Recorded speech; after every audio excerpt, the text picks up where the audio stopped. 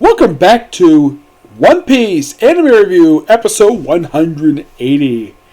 Yeah, this is quite interesting, though, the fact this series is just 20 episodes away from hitting episode 200 for the series. Though Boruto's getting close to that. This is reviewing just news chapters of the anime. No manga chapter this week. I kind of wish there was one, but there isn't. I guess the writer deserves a week off. This one basically is reviewing episode 959, which is called The Promised Port, Wano Country Act 3. Wano Country Arc Act 3 begins. Yes, that is seriously the name of the episode. This episode adapts from the entirety of chapter 958, and this is something has done this in the last several episodes. It adapts roughly about half of chapter 959, adapted from pages 2 through 9. Yes, this is actually famous for the fact this episode adapts a lot of pages of the manga. According to this is the first episode since 524 to adapt from this much of the manga in one episode. Yeah. And this doesn't happen very often. This happened way back in 2011 in episode number 524. So, yeah, it's well worth basically the wait.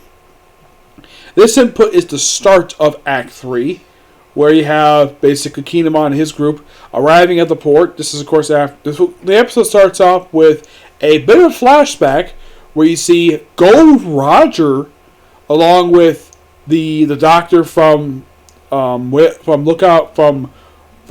Mountain. He's there. Rayleigh, young version of him, and of course Shanks and Buggy. And they're there with Odin. Yes, making his first appearance in the anime in quite some time. It's been a little bit.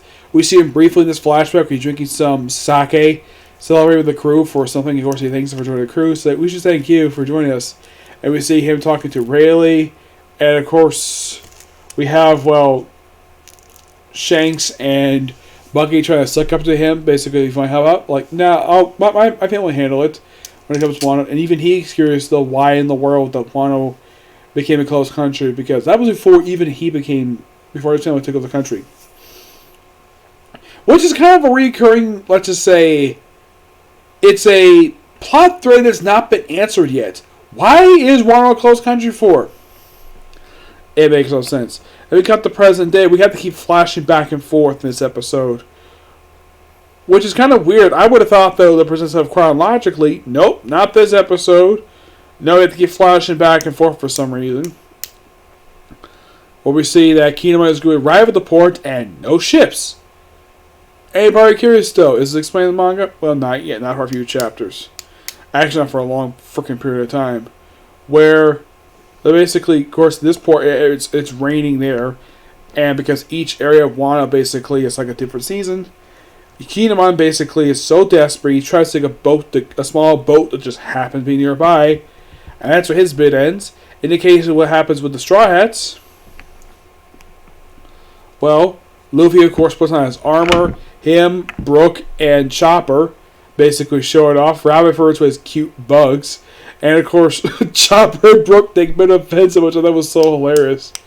And we see Sanji and Zoro basically having arguments, like, over the fact they can't wear a suit of armor. So, we actually see Zoro take out Enma, slice up the cliff more, while also slice up Sanji's cigarette, and they're about to fight, and then they get whacked both in the head by Nami in her sole appearance in the episode. Which in the manga, it's a brief, tiny appearance in the panel. In the episode, you see her fully. Which I thought was quite hilarious. And of course, you flash back to prior to this, where all the ports, like the ships are ready, formed by Frankie and his group. The other, Yakuza bosses basically all got their people. And they do, in fact, have a slight change in exactly how people are on the island. In the manga, they said there was 40,000 troops in the island. In the anime, they say it's 30,000. Not really sure why that is. Why they changed that for it, but it's a sub. Basically, they My guess is Viz Media may not go too worried about it because of their translation of the manga, but who knows. And let's see, was there anything else? Oh yeah, we see the Fire Festival in full force, which actually is a much more extension than was in the manga. We also see Arucha, but the Shogun, when he goes to Kaito's place, and we see the Fire Festival full swing in the capital. Everyone's like celebrating quite nicely. We see Hodum in the Scraps village, not the village everybody's laughing. The Scraps village where Kinemon's wife volunteers to take him to the location where they've been stealing food in order to protect everybody. Everyone's like, don't do this. It's like, yeah, she has every right to do this. Of course, she's worried about her husband. She still doesn't know the fact her husband's actually around. Yes. I'm sure he probably like, damn, my wife turned out really good after 20 years.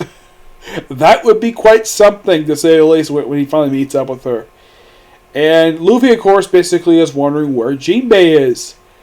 It won't be for quite a while before he shows up. He finally returns when when the Straw Hats, along with Captain Kidd's crew and Law's crew, along with the Mink Pirates and the Samurai, when that big pirate alliance storms the island. That's when he finally shows up. Because starting with next week's episode, because this goes on for about 20 chapters, it's a flashback all about Odin, starting next week. Yep, so it will be for quite a while before you get a chance to see Luffy again in the actual... Because, well, they've done this before in the series, where they've actually had a few episodes focusing on flashback. Usually it's been 2 or 3 episodes. But knowing this series, it probably extended out even longer. Yes, it's almost a full backstory of Odin. Yes. From the point about a mountain up until his death. Yeah, it just kind of explains like how you meet certain characters, which I'm looking forward basically how they basically adapt this particular portion of the arc. Because I'd say about 10% of this arc is a flashback. Yep. But yeah, this overall was a really good episode, and I can't wait for next week's episode, which is going to be episode 960. Definitely looking forward to. Okay, so that's the particular review. Next review, newest chapter of My Hero Academia, which is going to be quite interesting to talk about this one. Okay, see you next video. Bye.